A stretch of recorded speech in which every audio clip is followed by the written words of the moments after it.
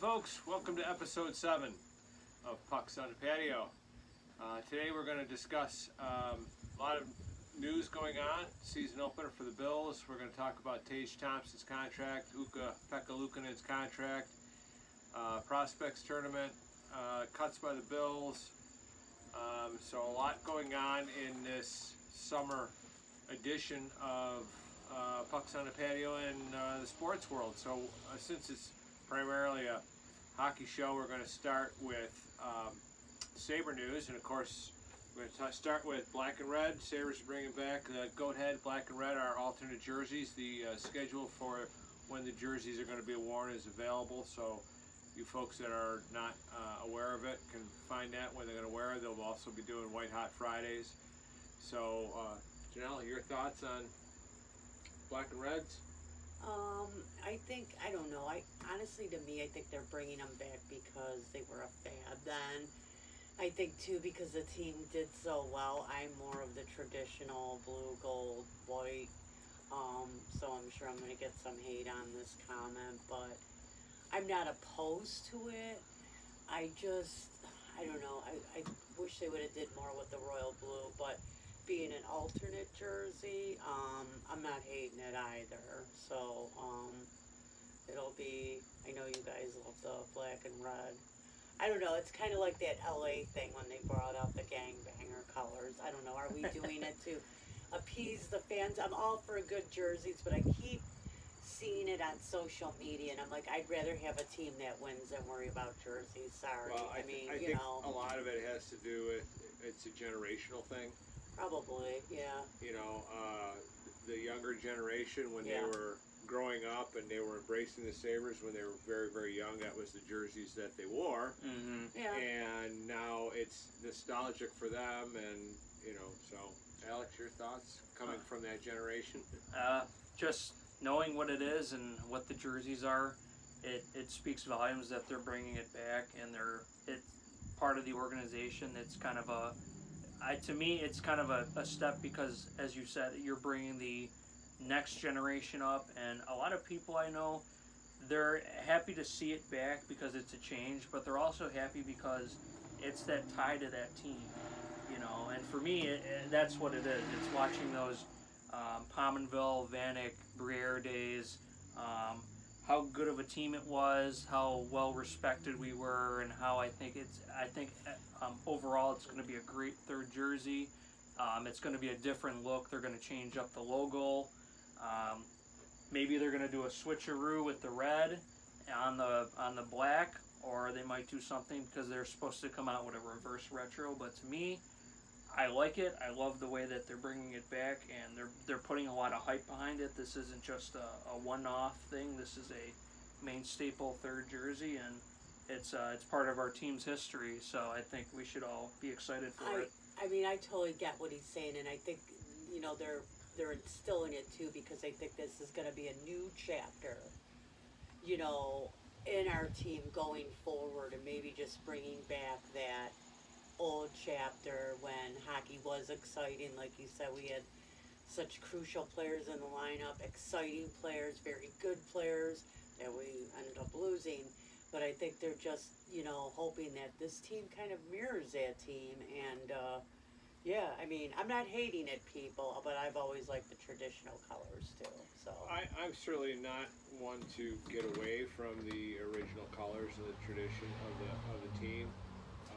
Great team, Gilbert, Danny Gare, lots of other players that I'm not mentioning by name, but they were great eras in the 70s and 80s. The team did not have the same success that they had when they wore the black and red. So that's, you know, the black and reds were the one era where they achieved their best success in the league. I think it's interesting that when they switched to black and reds is kind of like when a lot of the young talent was coming out. yeah, And they're kind of doing the same thing this year, where it's the young talent is coming up, and, you know, sporadically they're going to get to wear it. And I like the idea of it as being a treat. Mm-hmm. Instead of just saying, oh, well, we're doing away with the royal blues again, and we're going to wear these all season, you know. And it's a nice treat for the fans. It's a treat for the players. I know Alex Tuck is all excited about it because It's on his Twitter like Alex, tease. like Alex, he grew up in the era, seeing that team and seeing those jerseys and. Well, like you said too, Jeff, it's mirroring the team that wore them then. All the guys that were coming up from Rochester that were in their first, second years, and I think they're trying to capture some of that, early glory possibly. So. And of course, they're going to capture a ton of money on jersey sales and merchandise sales, and another way to pay these players that are coming up. And I think part of it too is, as you've said, it's the way the team is going in the direction. And I think this year this team is going to be an underdog team in the league, and they're going to take a lot of people and a lot of teams by storm. And when I think back to that 05-06 team, they were the same way. They just played hard and they played well, and they surprised everyone. So it's a big thing, and it's a big relief for our team. And I love the Royal Blues as well, like Mom or Jay here. I know they swapped them back a few years ago, so I don't want them to change, but it is a great treat. So. And seize upon the same idea. I think it's a cool aspect to be able to embrace your team's history and say, okay, well, we're gonna do special jerseys that have a tie-in with the history. And I know the slug jersey was never extremely popular. Mm-hmm. There was an interesting conversation that was had about that it came out maybe at the wrong time. Yeah. That maybe if it had come out after the Royal Blues before these, that it wouldn't have the same, opinion by some of the fans, because in a lot of ways, it is a sharp jersey in some ways. Mm-hmm. Yeah. It's not terribly, horribly ugly compared to some of the other regular jerseys that are out there in the league. But considering that they had so much success with this jersey, and then they switched to the slug, and the team kind of went flat after that it was kind of a combination of, we don't like the players, we don't like the jerseys, we don't like the team, they're not winning, it's not the same, so we don't like the slug. Right. Yeah.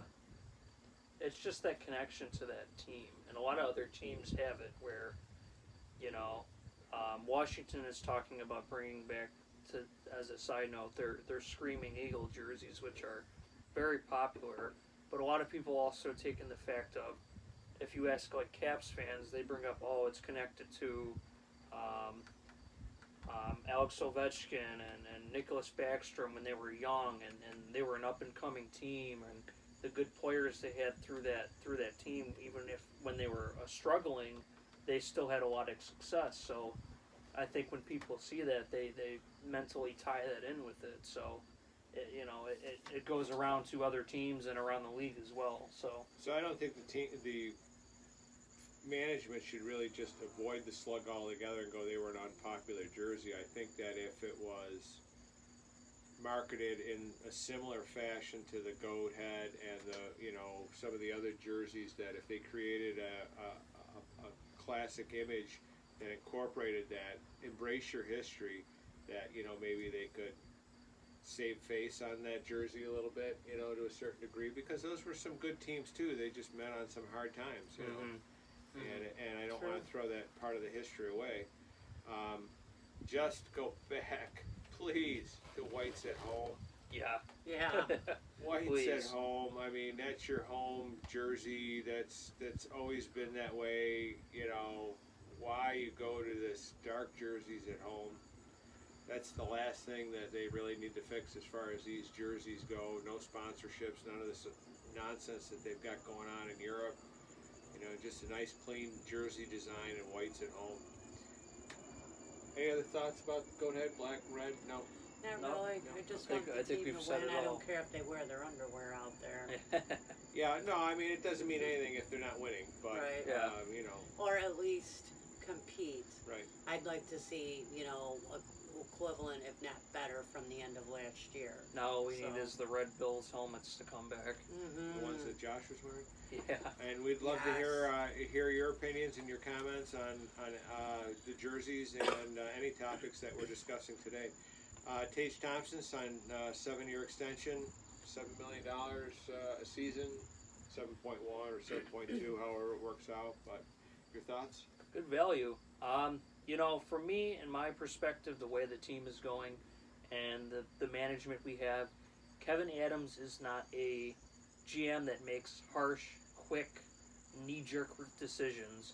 He has never been, so far being here, he's never signed anyone to that kind of money, that kind of term, without them being proven. When he brought in guys like Taylor Hall, he signed them a 1-year deal. He gave them a tryout, and he didn't get cap strapped with any of these guys. So, seeing this, I thought, well, they must have some sort of agreement or connection. And Adams, who has shown to make some very smart decisions, has said, this is a player I want locked up long term.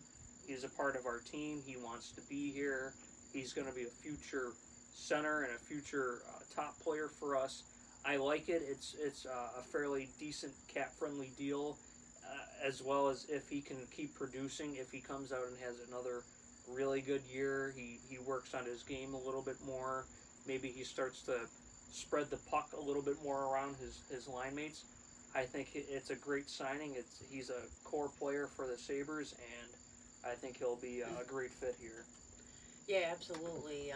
I know there were some people that weren't thrilled about it because he had only had 1 year of Prove Me. I don't think you can really go wrong with Tage. $5 million against the cap. I believe 2 is signing bonuses. Mm-hmm. So it's only a $5 million cap hit. Big man, great hands, great skating. I think he's only going to get better. And let's face it, $7 million for your top center, okay? Unless somebody's going to bump him out, Yeah, your number one player. which I don't think is going to happen, at least not this year, okay?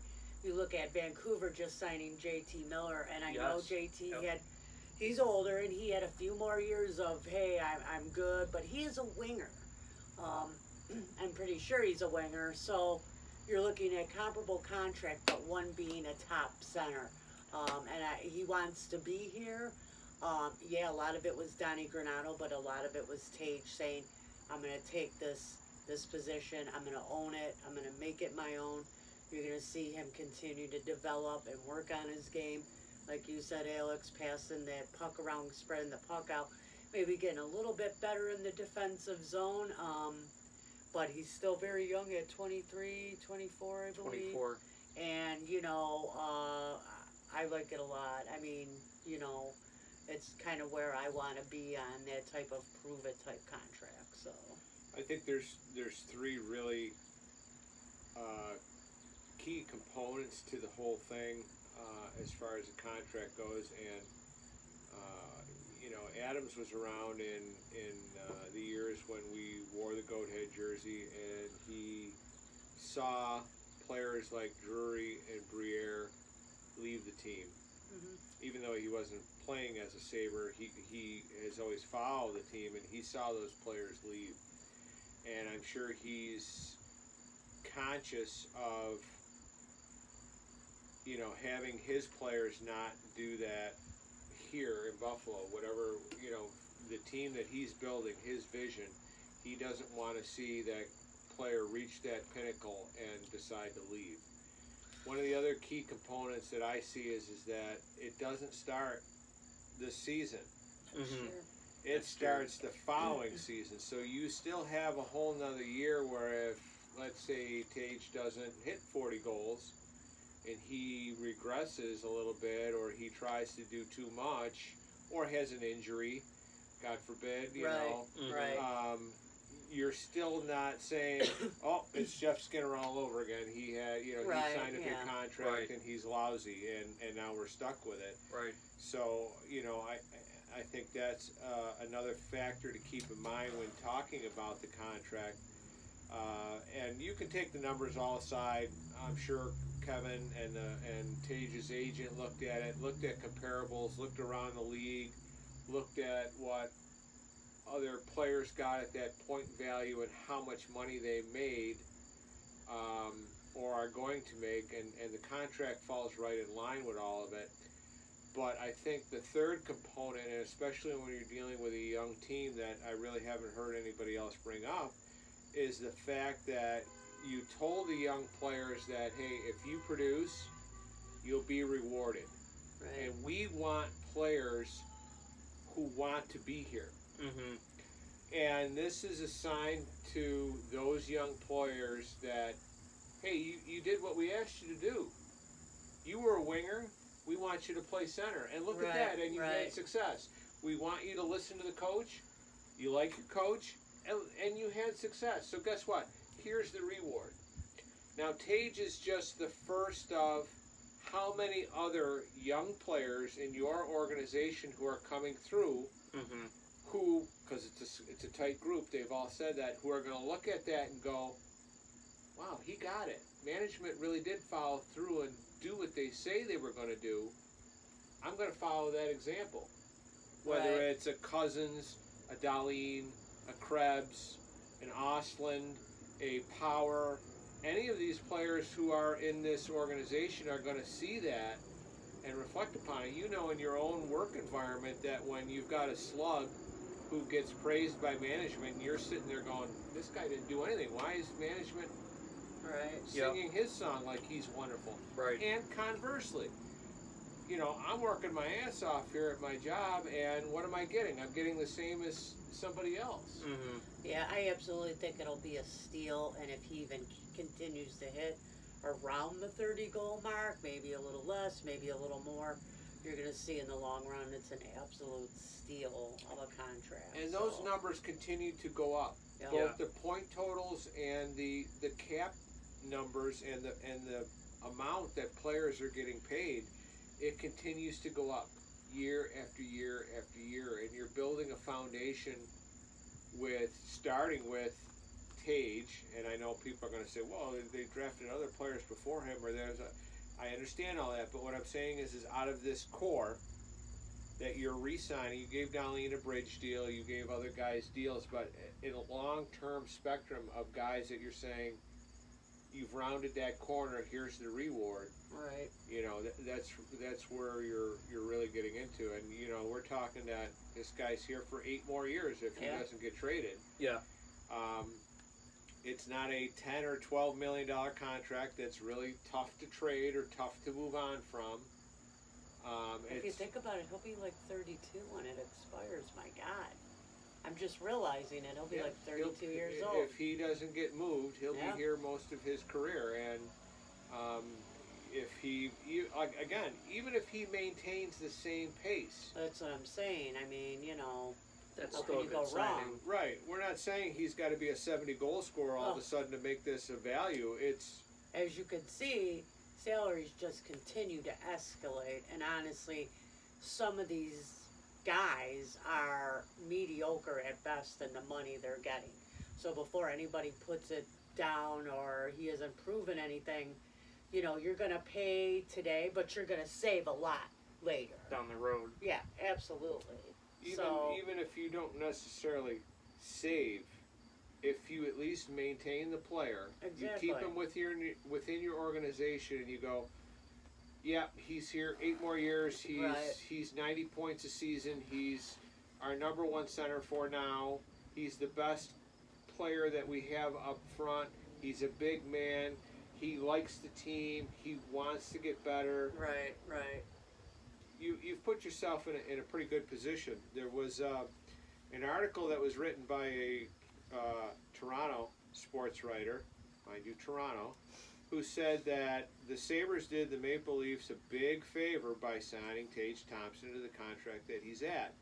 And in reading the article, it's all about how, you know, it shows where Toronto's in line with their payroll and where they're going in the future, and the Sabres are just a mediocre team, and they're spending money, and they're really not, you know, progressing all that much farther. For those folks that have read the article or have questions about the article, it is available online. But I would premise the fact that it's written by a Toronto sports writer who's interested in the Toronto Maple Leafs and who again tried to sell you a Honda and tell you that it's a Cadillac. The $7 million contract that Nylander got is, a joke for a winger who has what? Playoff success. He's a playoff performer. We saw that last year. That's about it. But that's about it. Regular season, he's a payroll burden. And he was a contract that they couldn't move because nobody wanted this guy. And again, team couldn't get out of the first round. Right. So if you think we did you a favor, that's fine. I advise you to go and watch the last year's Winter Classic or Heritage Classic between Buffalo and the Leafs and see who got the better bargain out of their respective deals. Well, just ask Ray Whitney. They asked him. Oh, I know. Oh, the Maple Leafs ain't winning anything. Who's gonna win the cup first? Buffalo. Right. Yeah. I mean, just whatever. When we stunk, we stunk. I'm not gonna sit here and sugarcoat it, and I can't stand the fact that some teams and fans, not so much the players or the team itself, well, dumbasses screwing up that team totally, but, just don't see the writing on the wall. But we'll see. Don't want to spend time on the Maple Leafs. Well, I want to take one more good shot at him because it is summertime and we've got the time. Don Cherry, before you guys decided to fire him up there in Toronto, and made the comment that the Leafs are not going to win any cup with the roster that they have. Because of the moves they were making and the goalies that they cut, and this was Garrett Sparks and the goalies that they just refused to play. Reimer. Yeah, James Reimer, who's still playing in the league and a good goalie, probably equal to or cheaper than Matt Murray for sure. Have fun with Matt Murray. But you guys didn't want to listen to Don Cherry. You fired him. And so far, you guys still haven't gotten out of the first round. Just for saying to wear it by a poppy. I did. Well, he said those people, but Hey, I'm those people. apparently that's offensive. Anyways, moving on. Another contract the Sabres signed this past week was UPL, a 2-year deal, 1.75 or... I think it was entry level. No, he got more than entry More? level, actually. A little more? Yeah. Well, Wasn't he coming off his entry level, I believe? I think he was coming off his second I contract. don't know exactly the amount. Sorry, folks. I'm usually pretty good at knowing the dollar But yeah, it was a amount. 2-year deal. Two-way deal. I like it. I think for him, he's being up here. He's looked well. He's looked really good. Yeah. He's played well. He was up here when the team wasn't playing well. He stood on his head a few games for us. He did. Got us a few points. Rochester numbers last year We're not very good, but not too great. But he might be one of those guys that if he's up here, he's more of a NHL goalie. it I- happens. I think for him, this is his moment. He's Yeah. going to have to. It's set up for him this year between Comrie and Anderson. He has a chance to take one of the spots, but he has to outplay them and he has to play well. And I think the number one thing for him is staying healthy. If he can stay healthy, he's got a good chance. But he's still a depth piece in your organization. Worst comes to worst, he can stick him back in Rochester. So that's my take on UPL. I mean, yeah, Elks just said it the best. I think he's going to have to really earn his spot this year. And I would think he would be bumping out Anderson, and not because Anderson's a horrible goalie, but just because Anderson is not going to be able to even log 40 games and be Anderson. He's older. He has injuries. I believe last year he even said that they kind of mother it and baby it, and depending on how his therapy goes or PT, he was just kind of playing each game at a time. So absolutely UPL will have to try to steal the crease.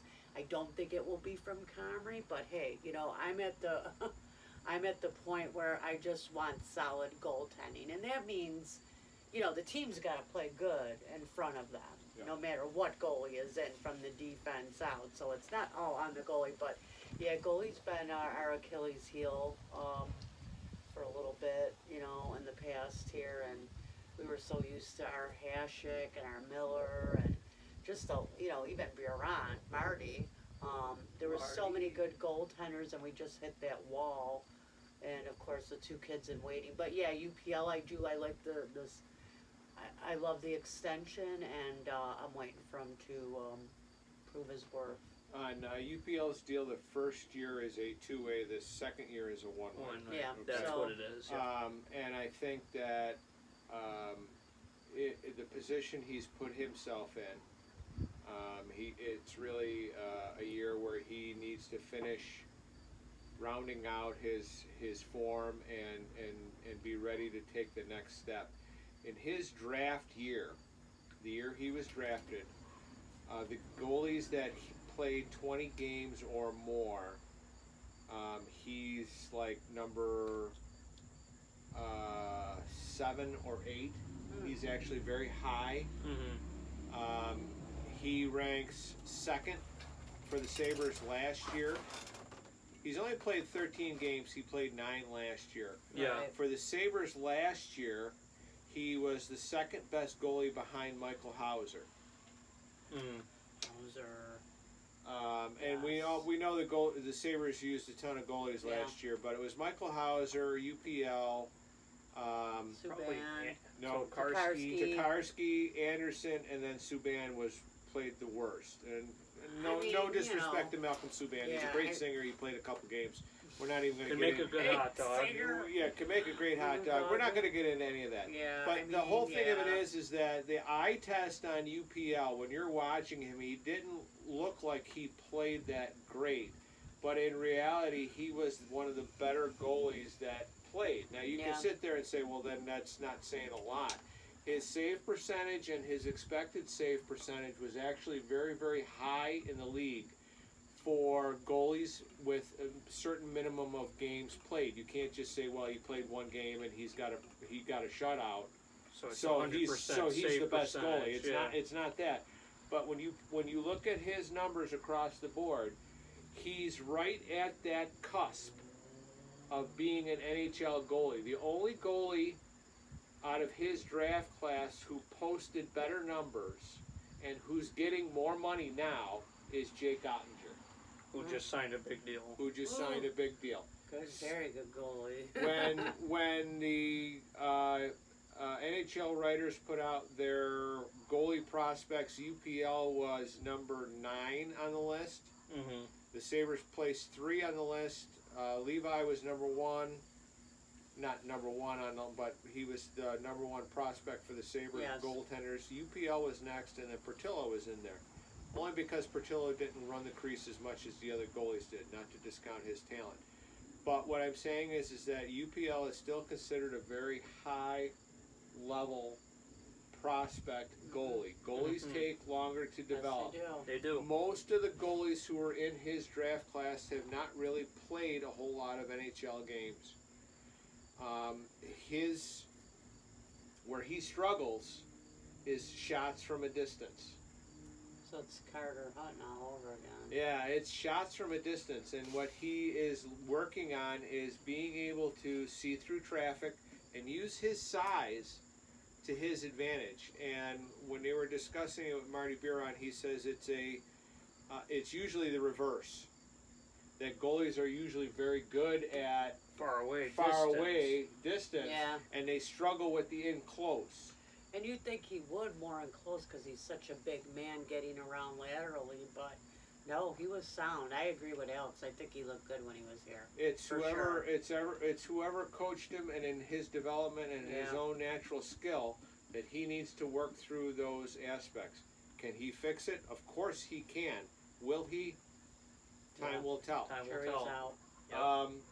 You can't expect Anderson and the senior center to play 40 games in a season. There's going to be games where Anderson is going to say, I need a rest. Yep. I can't do it. And Eric Comrie, been a career backup his whole time, not discounting him, Yeah. Is he ready to carry a team for 45, 50, 60 games? Yeah. No, he's not ready for that either. Not in all fairness to him as a person and a player. So UPL is going to get his share of games in there. I kind of disagree on the Comrie thing. From what I've read and heard, is he is ready to take that starter position. So I'm sure either whether it's conditioning or practicing, working with the goalie coach, he's trying to be that starter. I mean, he knows he's got an old man, and a kid who's unproven. So I do disagree. I think, in all hopes, he's trying to be the starter on the team. You can practice conditioning all you want, and several goalies who have played for Toronto have also shown that they're NHL goalies, but when they get to Toronto and they face more rubber than an interstate highway, they realize that I'm tired. Yeah, but that's the thing too. We're not going to be at Toronto where you're getting 60 shots a game, 50, 60 shots, and that's why I said defense is all the way out through the whole team. So obviously you want to have better defense. We understand that, but if he's still facing 30 shots a night, 40 shots a night, he's going to need that periodic rest. And I think there's opportunities in there to say, Anderson's got a tweaked groin muscle, or he's got a sore knee. Comrie just played 4 games in a row. We're going to bring up UPL because, again, he's on a two-way deal, which means he's exempt from having to go through waivers. Right, that's true too. So this is a real kind of a barn door type of situation. And exempt from a roster spot. Right. When you consider you're carrying 2 goalies and, hey, we'll just call him up from Rochester. It's an hour away. He can play here. Exactly. Yeah, I mean, honestly, and I think that's why the first year is a 2-year. I think they're definitely going to want him to get some conditioning in Rochester and see how he looks before, saying, hey, you're a starter in Buffalo. But I think by the second year, they're going to expect him to be up To that there. point, too, I think it's part of it is also for Comrie as well, because he's unproven. They want to test him as much as they want to test UPL. Right. So. Yeah.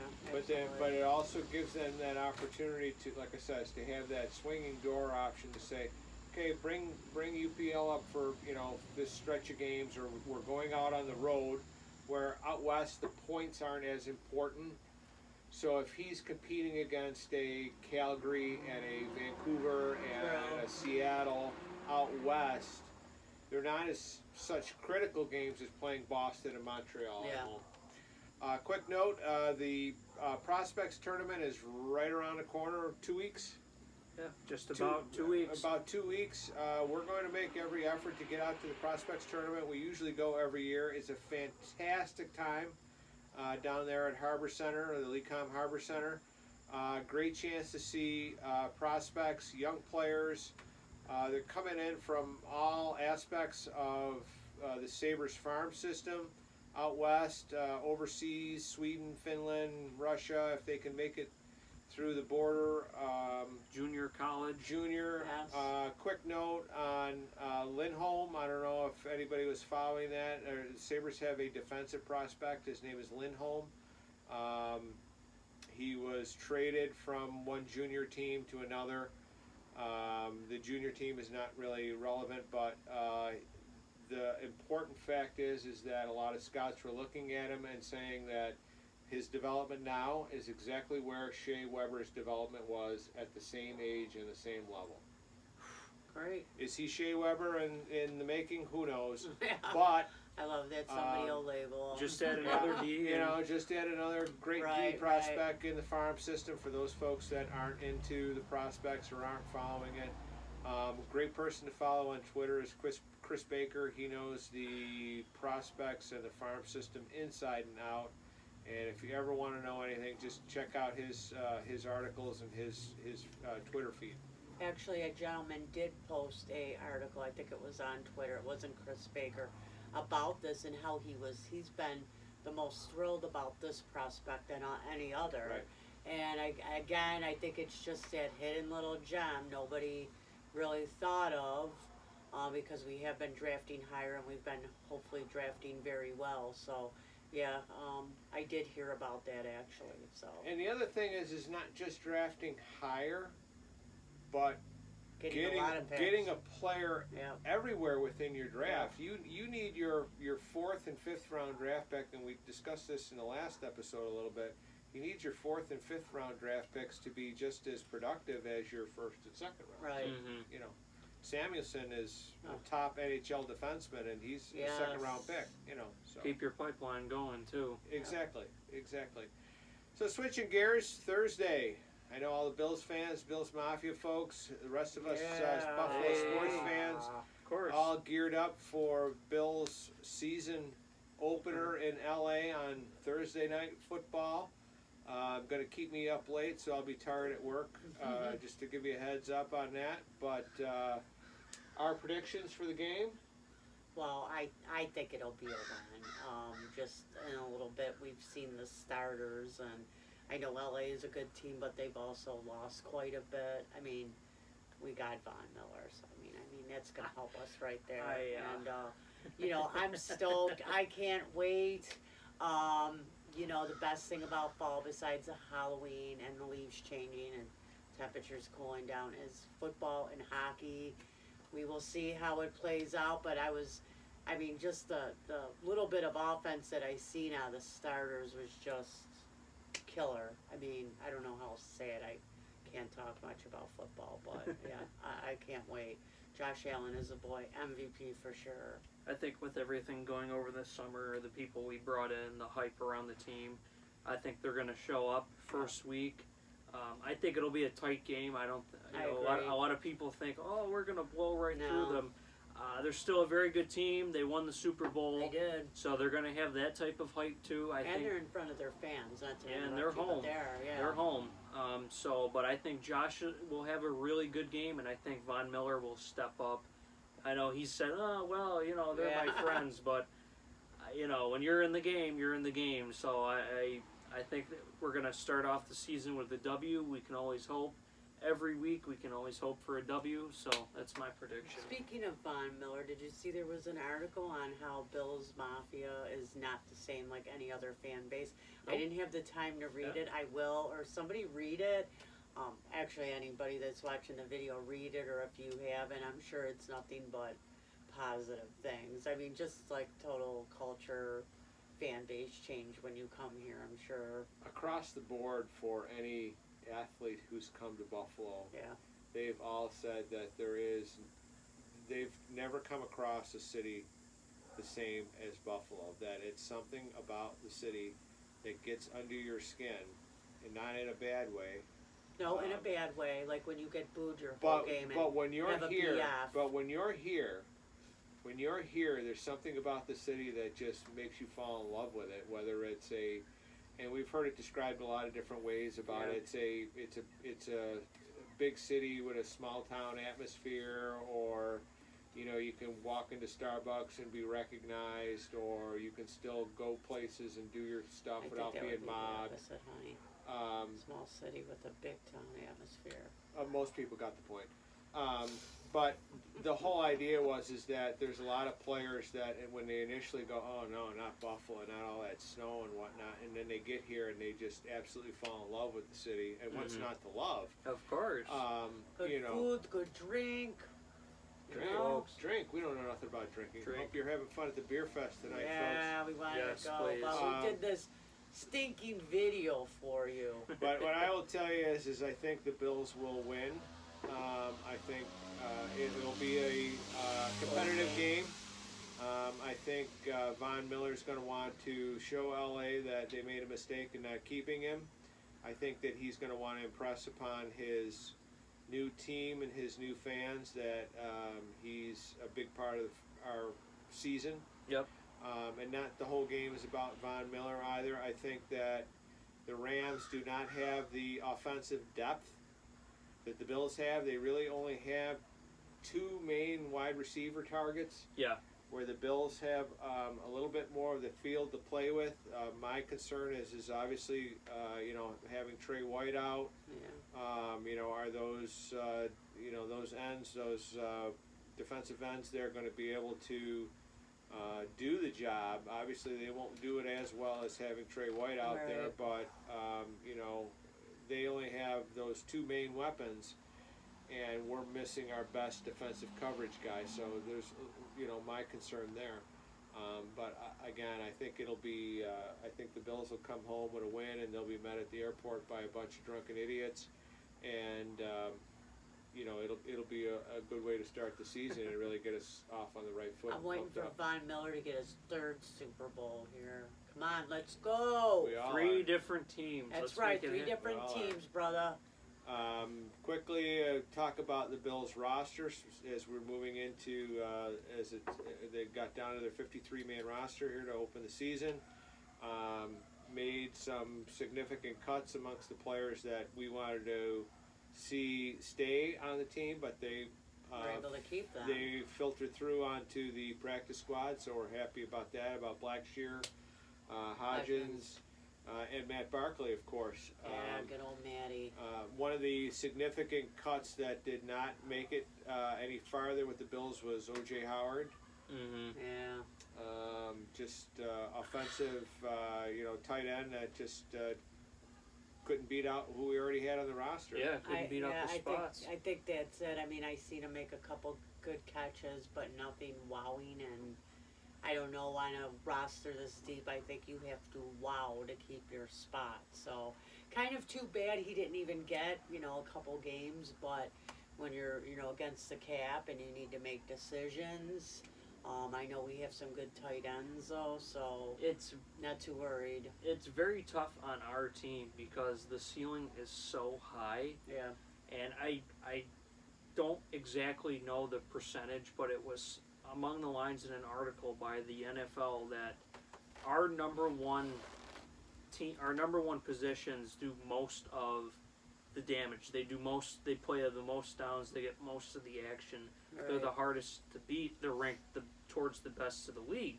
So you have a number 2 or a number 3 or a number 4.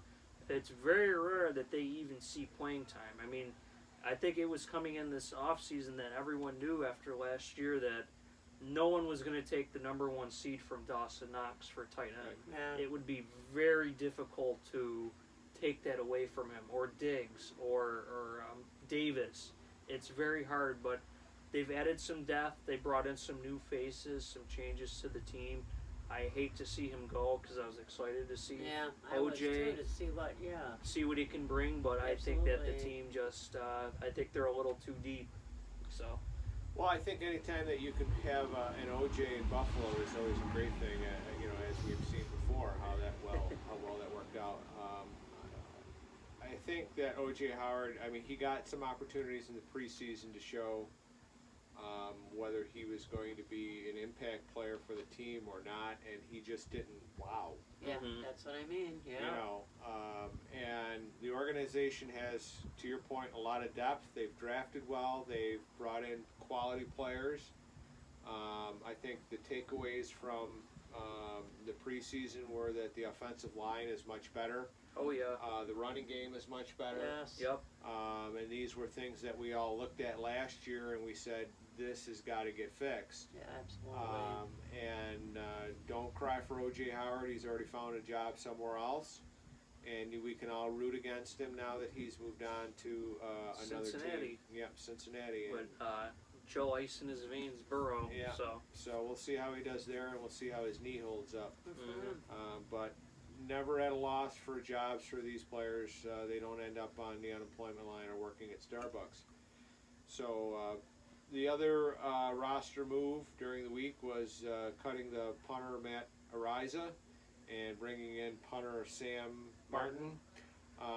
Just quickly on Ariza, I don't want to get into the legalities of his case. the specifics. I don't want to get into it really much of it all. It's just that I will say that I think the Bills did the right thing, simply because they put that distraction aside. Yeah.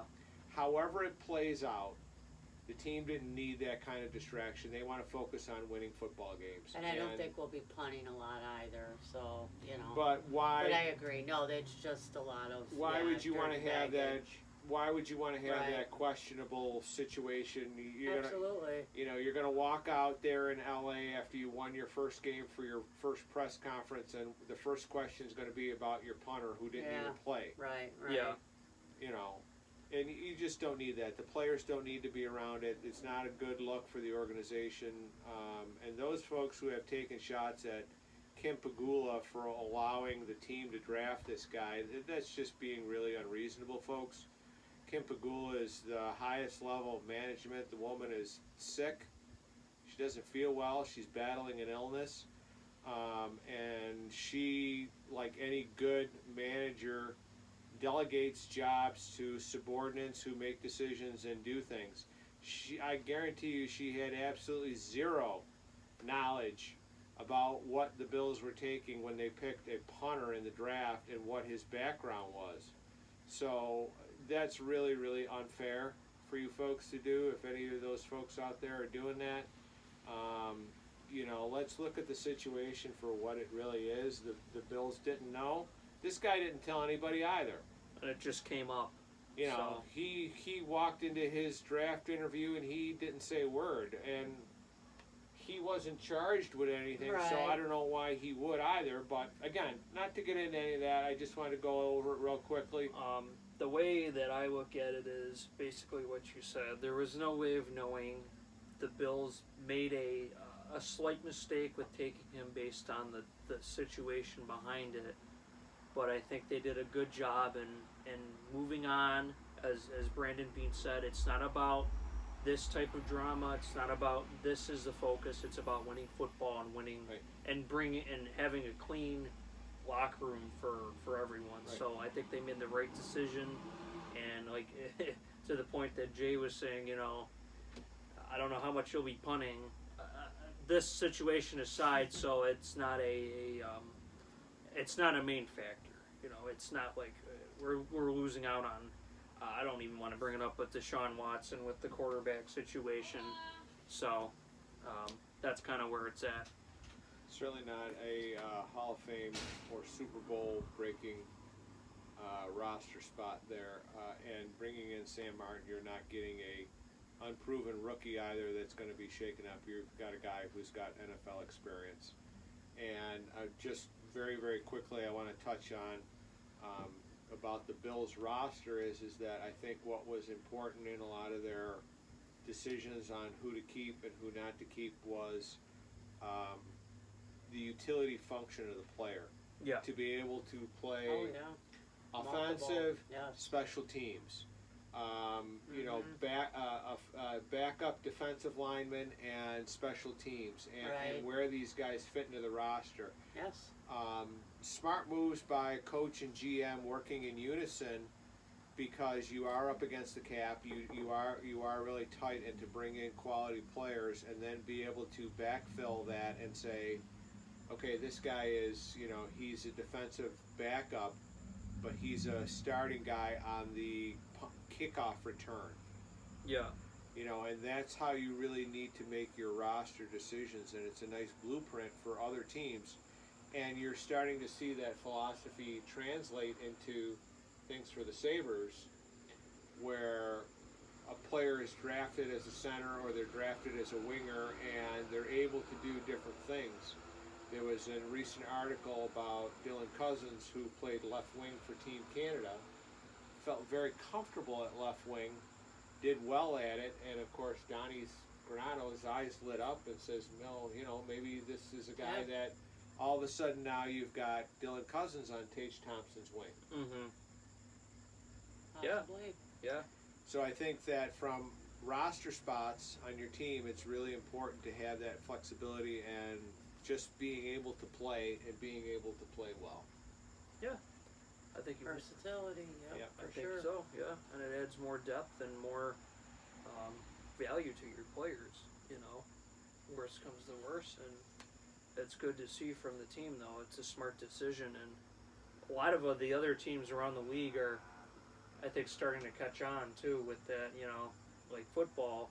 You don't see very many teams with a sole kick returner. You see guys that are special teams, or they act as a wide receiver, or they act as a kind of a backfield type of player. So and it's smart on every sense of it. So it's good to see. Absolutely. Anything else? No, it's time for a beer. Okay, folks, we just wanted to round out this episode by saying thanks. Thanks for checking us out. Keep the viewership alive. Spread the word. Sorry we haven't been able to hit every week. It's been kind of slow, kind of hectic, kind of busy. I'm not going to make any excuses.